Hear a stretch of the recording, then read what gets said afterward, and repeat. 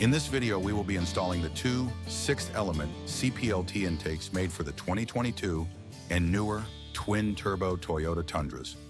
For this install, you will need a 10mm socket, an 8mm socket, a 4mm Allen, a Phillips head screwdriver, and something to pry with like a flathead screwdriver could be helpful. To start the install, we will be removing the passenger intake. First, remove the mass airflow sensor. To do this, unplug the sensor and remove the two Phillips screws holding the MAF sensor to the intake tube. Carefully remove and save for reinstallation later.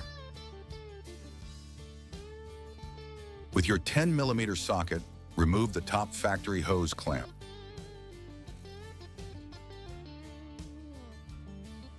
With the hose clamps removed, the factory intake hose and the factory intake box can be separated.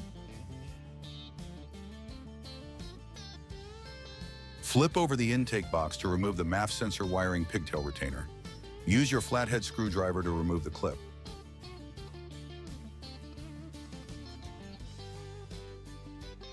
Now remove the factory air box and set aside. To remove the intake tube, locate and remove the rubber hose and clamp on the bottom of the intake tube. Squeeze this clamp so the hose can slide off the tube. Underneath this hose and intake tube is an 8mm bolt that holds and clamps the intake tube to the block. Remove and set aside for later.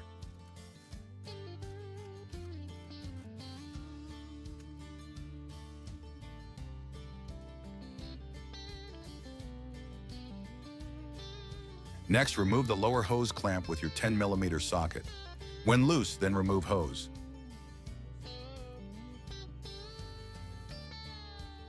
The new intake comes with a total of 4 silicone couplers, 8 worm gear hose clamps, 2 air filters, 2 air boxes, and 2 intake tubes.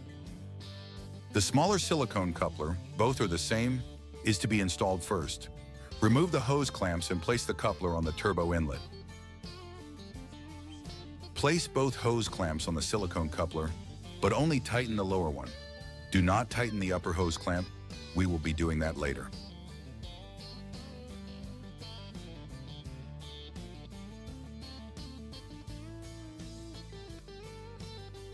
Now take your new 6th Element intake tube and insert the smaller end into the previously installed coupler that is on the turbo. You can now also install the smaller hose and factory hose clamp on the lower section of the intake tube. Next, take the 8mm bolt and insert it through the bracket that is already on the 6th Element tube and insert it into the engine block and tighten. Next, take the rubber grommets off of the bottom of the factory intake box and install them into the 6th air box. The second silicone tube is installed next onto the new air box. The larger end clamps to the air box and the smaller end clamps to the previously installed tube. Now for the fun part, and where all the parts start coming together. Insert the new air box into the engine bay, aligning the factory studs to the bottom of the air box. Insert the air tube to the air filter and tighten all hose clamps. Yes, all. This includes the one we didn't tighten at the bottom of the intake tube.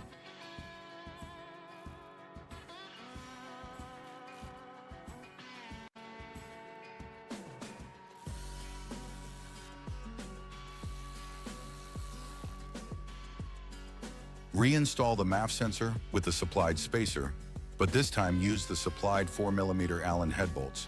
Tighten and then plug in the wiring pigtail.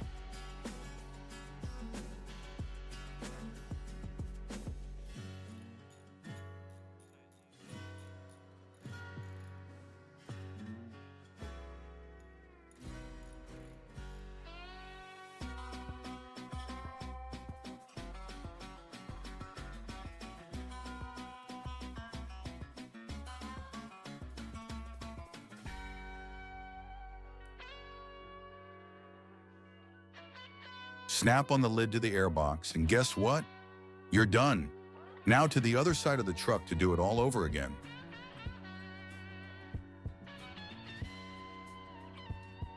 Rinse and repeat the same instructions as the passenger side, but now on the driver's side. Starting with the removal of the MAF sensor and followed by removing the top hose clamp.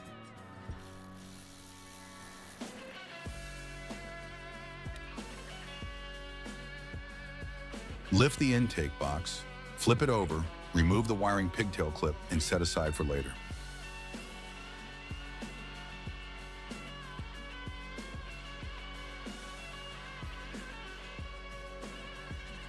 Loosen and remove the bottom hose clamp holding the inlet tube to the turbo.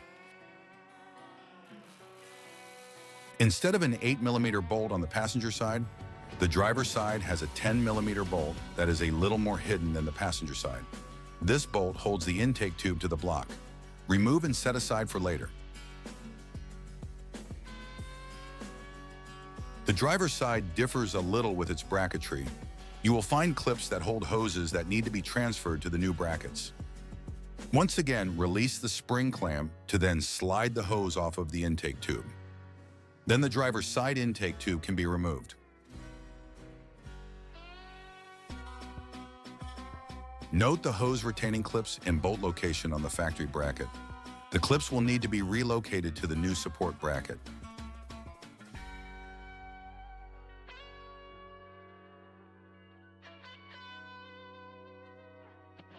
Notice the hose retainer clamp and its placement on the new bracket.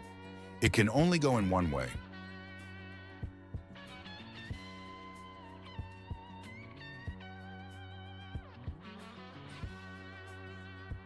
The smaller silicone coupler, both are the same, is to be installed first.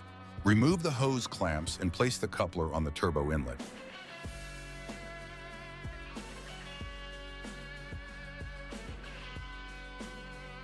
Place both hose clamps on the silicone coupler, but only tighten the lower one. Do not tighten the upper hose clamp. We will be doing that later.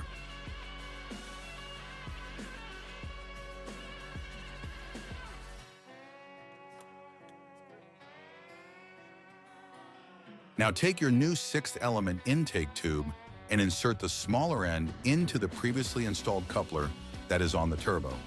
You can now also install the smaller hose and factory hose clamp on the lower section of the intake tube.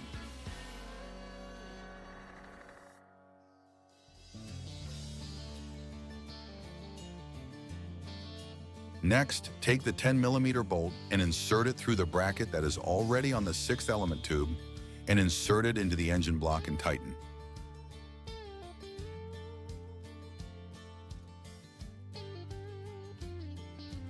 Next, take the rubber grommets off of the bottom of the factory intake box and install them into the 6th air box.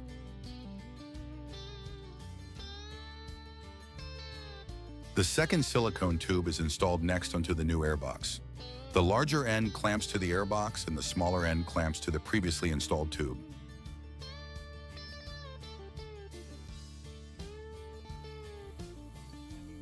Tighten all hose clamps using an 8mm socket.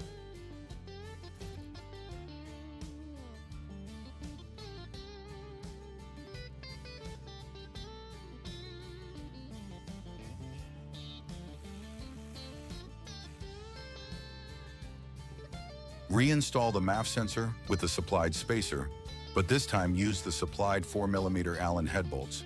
Tighten and then plug in the wiring pigtail.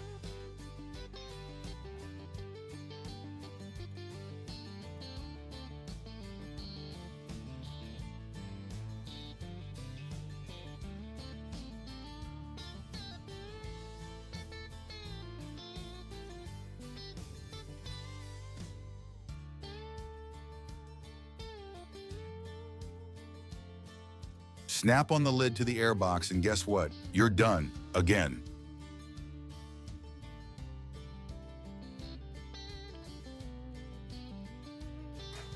All right, let's get this truck on the dyno and see what kind of numbers we get. It's time to talk numbers. We put our Tundra on the dyno to see how the 6th setup stacks up against stock. Same day, same conditions. And the results speak for themselves. In both tests, 6th made more power everywhere in the rev range. The best run picked up around 25 horsepower and 20 pound-feet of torque. Even the weakest run still showed about 10 horsepower and 6 pound-feet more than stock. What's even better is where those gains show up. The 6th setup makes torque earlier. about 1,000 RPM sooner, and holds it longer. That means quicker throttle response, stronger mid-range pull, and smoother power all the way to redline. And here's the kicker. Even on its worst pull, 6th still beat the best stock run. That's not just a good number. That's consistency you can feel every time you hit the throttle.